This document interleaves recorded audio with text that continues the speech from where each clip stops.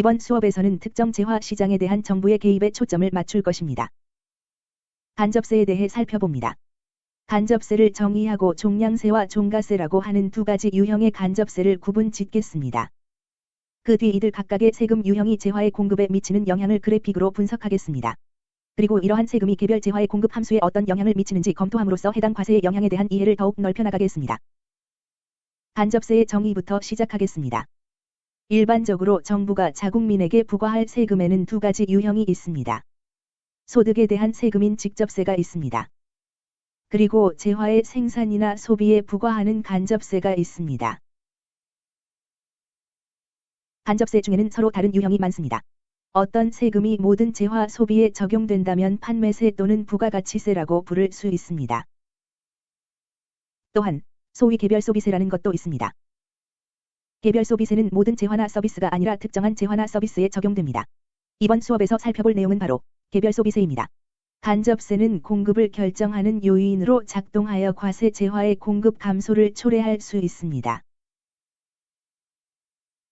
기본적으로 세금은 재화의 제공에 따른 한계 비용을 증가시킵니다. 따라서 공급 곡선이 해당 산업의 한계 비용 곡선을 대변한다는 걸 알기 때문에 세금은 한계 비용을 증가시켜 그래픽적으로 공급 곡선을 좌상향 이동시키는 효과가 있습니다. 이제 종량세와 종가세를 구분해 보겠습니다. 이 둘 사이 유일한 차이점을 보자면 종량세라고 하면 재화 가격에 덧붙여 특정 세액을 예로 1달러 등을 과세하는 것을 말합니다. 개별 재화의 가격이 달라져도 종량세는 변하지 않습니다. 과세액이 고정되어 있어 재화의 가격에 따라 달라지지 않습니다. 반면에 종가세는 아마도 여러분에게 더 친숙하게 느껴질 겁니다. 종가세는 재화 가격의 백분율입니다. 즉, 재화 가격 상승에 따라 과세액도 증가합니다. 이제 종량세와 종가세 사이의 차이점에 대해 비수학적인 예를 들어보겠습니다. 여기 오른쪽 그래프를 보세요. 특정 재화의 공급이 우상향 곡선 S1로 대변된다고 가정합시다. 이것은 한계 비용을 나타내므로 이걸 S1은 MC1과 같다고 부르겠습니다.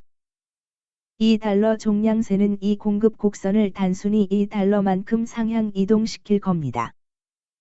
2달러 종량세는 이 공급 곡선을 2달러만큼 수직 이동합니다.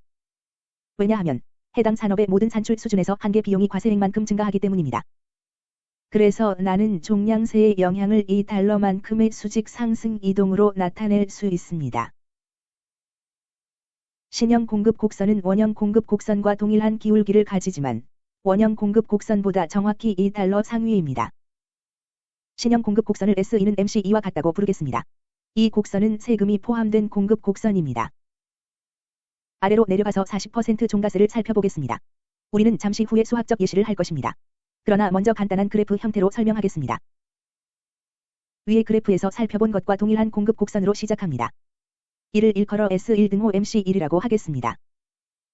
재화의 종량세를 부과하는 것이 아니라 재화 가격이 상승할수록 세금이 증가하는 종가세를 살펴보겠습니다.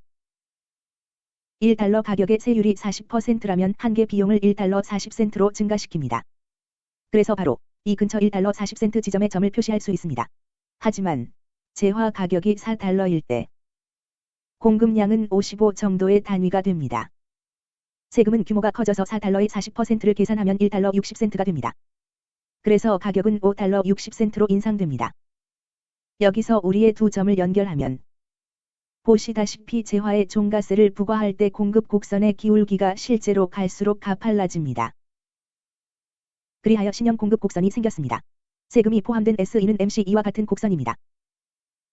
그리고 여기서 가장 큰 차이점은 경사도가 더 가팔라졌다는 것입니다. 왜냐하면 가격이 상승하면서 재화에 부과되는 과세 규모가 증가하기 때문입니다. 그래서 여기 아래에는 두 공급 곡선 사이 차이가 40센트에 불과합니다. 반면에 여기 위에는 4달러가 되면 두 곡선 간의 차이가 1달러 60센트, 즉 4달러의 40%입니다. 이제 종량세와 종가세 사이 차이를 수학적으로 분석할 시점이 왔습니다. 우리는 개별 재화 공급을 나타내는 QS 등호 -10 플러스 10P라는 함수가 있다고 가정하겠습니다.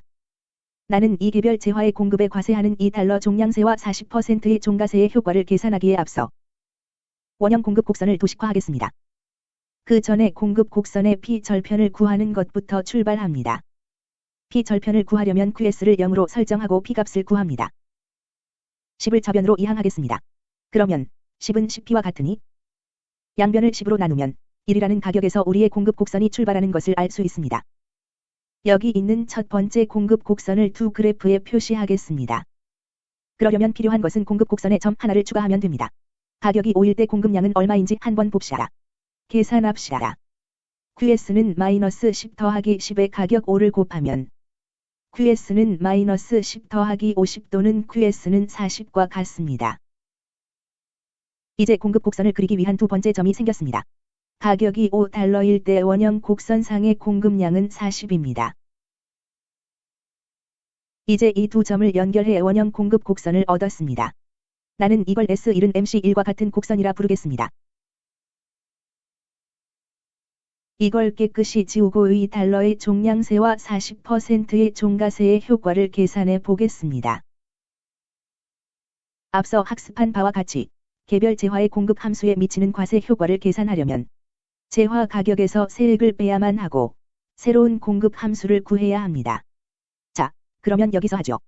QS는 마이너스 10 더하기 10 곱하기 가격 마이너스 2로 계산할 수 있습니다.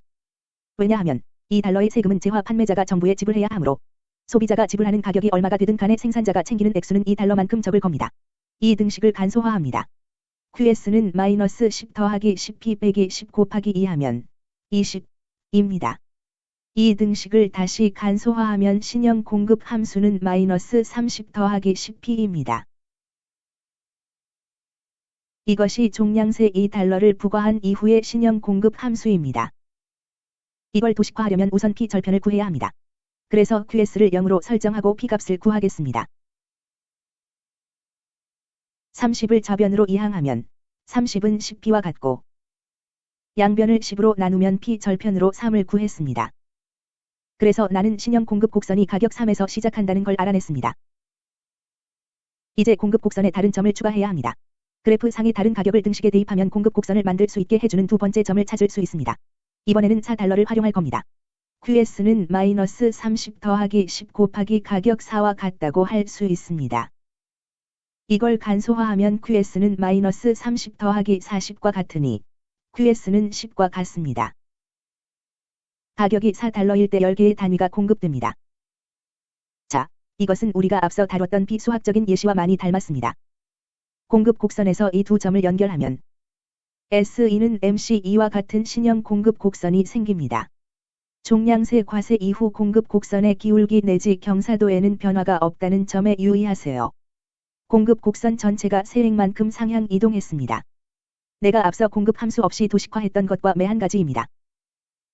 자, 그럼 이제 생산된 재화에 부과하는 40%의 종가세가 미치는 영향을 계산해 보겠습니다. 이번 계산은 조금 다른 방식이 필요합니다. 우리는 원래 공식인 QS는 마이너스 10 더하기 10 곱하기 가격에서 가격의 40% 세율을 뺀 공식을 사용할 수 있습니다. 여기에서 논리적 근거는 소비자가 어떤 가격을 치르든 생산자는 그것에서 40% 모자라게 챙긴다는 겁니다. 소비자가 지불하는 가격의 40%는 정부에 납입해야 합니다. 이제 이걸 간소화하겠습니다. 분배 법칙에 따라 QS는 마이너스 10 더하기 10P 빼기 10 곱하기 마이너스 4P 니까 4P와 같습니다. P를 빠뜨렸네요. 다시 간소화하면 QS는 마이너스 10에서 10P 마이너스 4P를 구한 값인 6P를 더한 것과 같습니다. 여기서 차이점은 공급의 Q절편, 즉시 변수는 변화가 없다는 점에 유의하세요. 그러나 가격 변동에 따라 생산자가 어떻게 반응하는지를 보여주는 D 변수는 달라졌습니다. 어떤 일이 벌어질까요? 공급 곡선의 기울기가 변화합니다. 자, P절편을 구하겠습니다. QS를 0으로 설정해 P값을 구합니다.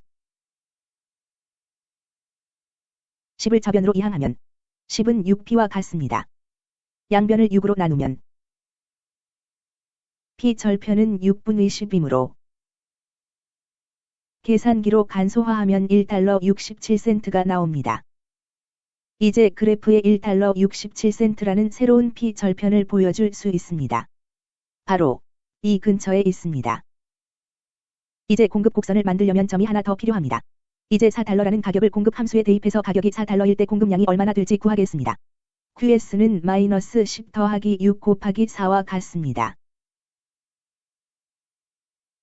QS는 마이너스 10 더하기 24를 구하면 공급량은 14가 산출됩니다. 그걸 4달러일 때 공급량에 표시하면 공급량 14가 생겼습니다. 이제 이 두 지점을 연결할 수 있고 신형 공급 곡선이 생겼습니다. 보시다시피 기울기는 증가했습니다. 가격이 어떻게 되던 신형 공급 곡선은 원형 곡선보다 40% 정도 상향 조정될 것입니다. 보시다시피 공급 곡선이 40% 상향 이동했습니다. 반면 종량세일 경우에는 공급 곡선이 2달러라는 일정한 금액만큼 상향 이동했습니다. 자, 우리는 이제 종량세와 종가세가 각기 미치는 영향력을 살펴보았습니다. 가장 큰 차이점은 종량세는 공급 곡선을 모든 지점에서 일정한 금액만큼 상승시킨다는 것입니다. 반면에 종가세는 공급 곡선을 상향 이동시키고 공급 곡선의 기울기가 달라집니다. 그러니까 공급 곡선은 수량축 뒤절편을 축으로 회전합니다. 만약 두 곡선의 아래 기점까지 두 곡선을 쭉 연결하면 그 기점은 변동이 없이 여전히 마이너스 10입니다. 그러나 재화에 종가세를 적용할 경우 기울기가 증가합니다.